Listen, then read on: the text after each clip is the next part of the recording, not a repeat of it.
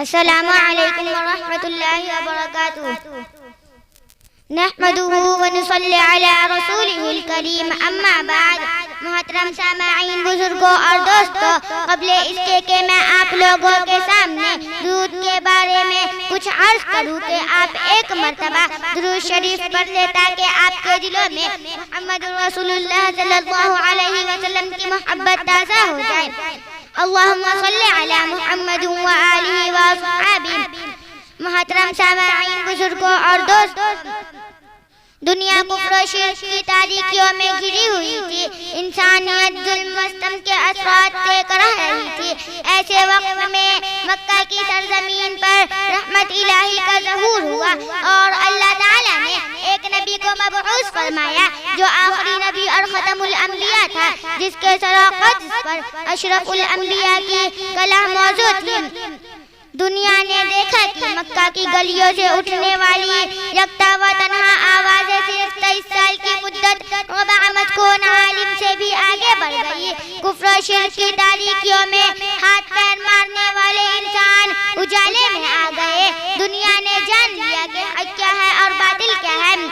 محترم سامعین، درود شریف کے فضائل بے شمار ہو گئے اور اللہ جل شانہ نے خود ہی ارشاد فرمایا ہے کہ اے ایمان والو، تم محمد صلی اللہ علیہ وسلم پر درود سلام بھیجو، اور حضور صلی اللہ علیہ وسلم نے خود ہی ارشاد فرمایا ہے کہ جو شخص میرے اوپر ایک مرتبہ درود بھیجے گا اسے 10 نعمتوں سے نوازا جائے گا۔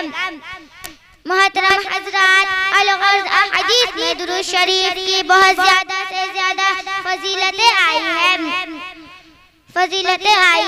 امت محمدیہ تقریباً فرق و اتفاق سے تمام فرق و اتفاق سے حضور صلی اللہ علیہ وسلم پر جتنا ہی درود بھیجا جائے اتنا ہی ثواب عطا ہوگا۔ تو آئے آخر میں ہم ایک مرتبہ اور درود شریف پڑھ لیں۔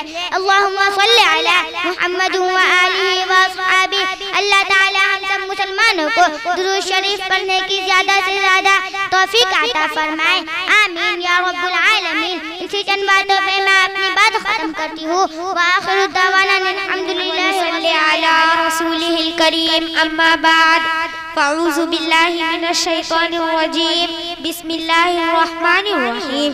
اقرأ وربک الاکرم الذی علم بالقلم علم الانسان ما لم یعلم، صدق اللہ العظیم۔ صدر محترم، حضرات اکابرین، دوستوں اور بھائیوں، کسی شاعر نے کہا ہے علم وہ دولت ہے جو لٹتی نہیں، علم وہ دولت ہے جو لٹتی نہیں، خرچ کرنے سے کبھی گھٹتی نہیں۔ محترم دوستو، روشنی کسے پسند نہیں، شب تاریخ میں مہتاب، اندھیرے کمرے میں کمکمے کسے اچھے نہیں لگتے۔ ٹھیک یہی بات علم پر صادق آتی ہے۔ وہ کون سی چیز تھی جس نے آدم علیہ السلام کو فرشتوں سے افضل بنا دیا؟ وہ کون سی طاقت ہے جو انسانوں کو اشرف المخلوقات بنائے ہوئے ہیں؟ وہ علم ہے۔ بھائیوں اور دوستوں، ہم مسلمان ہیں، اللہ اور اس کے رسول پر ایمان رکھتے ہیں۔ واقعہ یہ ہے کہ اگر ہم علم نہیں سیکھتے تو مسلمان نہیں ہو سکتے۔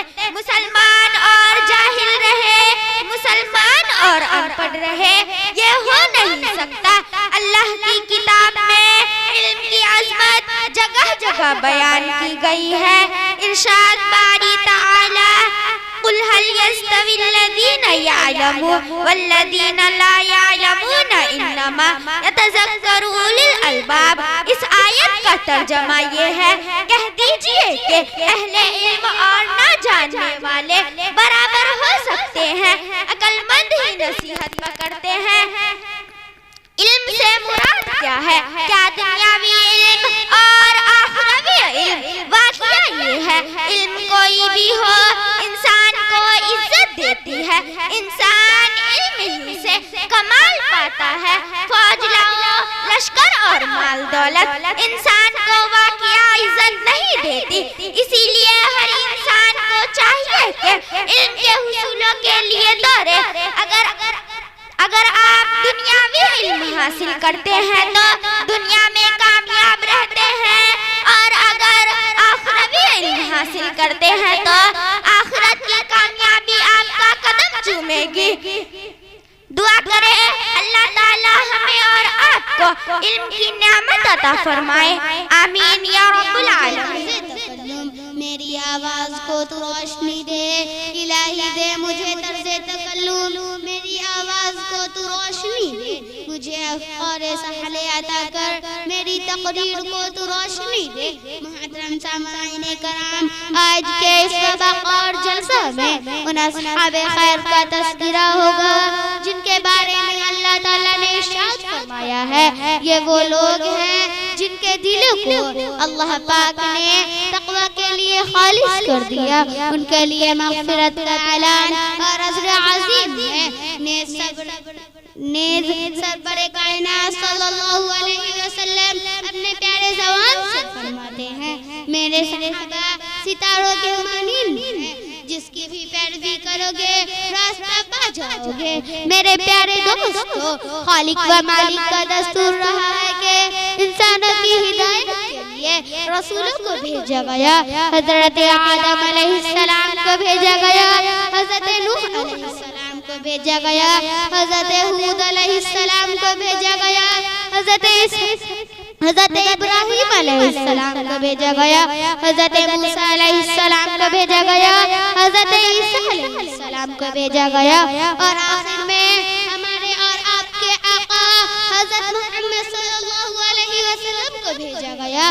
اب نبیوں کا سلسلہ ختم، اب رسولوں کا سلسلہ ختم، اب قیامت تک کے لیے کوئی نبی آنے والا نہیں۔ یہ دین آخری دین ہے، یہ شریعت آخری شریعت ہے، یہ مذہب آخری مذہب ہے۔ یہی وجہ ہے کہ اللہ پاک نے آپ کو صحابہ کی وہ پاکیزہ اور مقدس جماعت عطا فرمائی، جس نے مذہب اسلام کو زندہ کرنے اور پھیلانے میں تن من دھن کی بازی لگا دی۔ محترم حضرات، یہ وہ صحابہ ہے جنہوں نے دین اسلام کے لیے زندگی قربان کی۔ یہ وہ صحابہ ہے جنہوں نے ہمیشہ دنیا پر آخرت کو ترجیح دی۔ یہ وہ صحابہ ہے جو موت سے نہیں ڈرتے بلکہ موت ان سے ڈرتی ہے۔ یہ وہ صحابہ ہے جن کو سمندروں نے راستہ دیا، ہاں یہی وہ صحابہ ہے